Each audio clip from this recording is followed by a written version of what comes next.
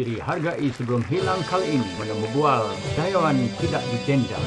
Seni bangsawan yang sentiasa menjadi cahaya penyuluh kepada generasi penerus yang menciri bangsawan. Beliau adalah Ali bin Abdul Rahman. Bila peredaran umur saya meningkat 17-18 tahun tu, saya berhijrah ke Pulau Pinang. Kerja di Pulau Pinang, rumah yang saya sewa tu di Gelugok dengan Tapian Gelanggang. Memang dekat lah, dekat. Saya mengintai-ngintai aktiviti yang dilakukan di Tapian Gelanggang tu.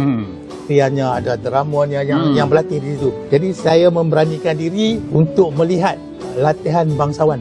Saya kalau tak silap pada tahun 1978. Masa itu dah tahu dah bangsawan ataupun tak tahu lagi? Tak tahu apa lagi. Oh, tak tahu lagi. Tapi bila dah ada peluang di gelanggang budaya tu, di situlah saya merapatkan diri bersama-sama dengan kumpulan. Jadi dari situ dah daripada tahun 78, 79 sehinggalah tahun 80-an tu, saya memang ke bangsawan tu. Memang sekali dengan arwah Pak Elih Mak Minah. Itulah guru saya. Yang saya untuk terus mengasah bakat lakonan saya, mengasah bakat sebagai seorang pengarah bangsawan. Dari situlah saya mendidikkan diri saya dan saya bersama-sama dengan kumpulan bangsawan ketika itu. Kaki saya melangkah ke Tapian Gelanggang tu.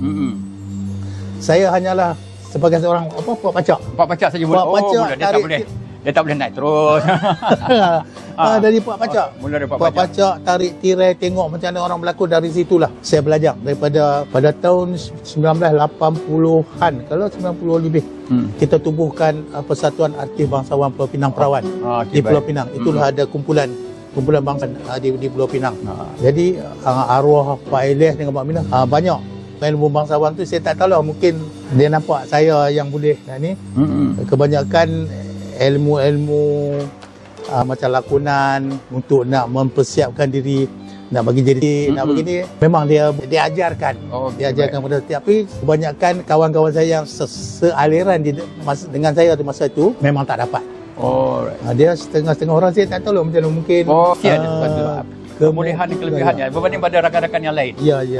Mungkin tu salah satu. Pasal kalau setiap persembahan kalau kita buat tu, set barang, angkat barang, pasang tirai, berlakon dengan semua, saya yang dipertanggungjawabkan untuk nak makan sesuatu lakonan bab lain. Ini untuk set untuk buat tirai, nak buat tu semua.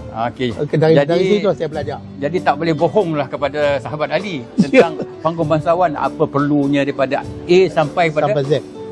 Tutup pentas sampai ini, daripada Pak Pacak hingga tarik tirai dan sebagainya. Pada juruacara pun ada juga.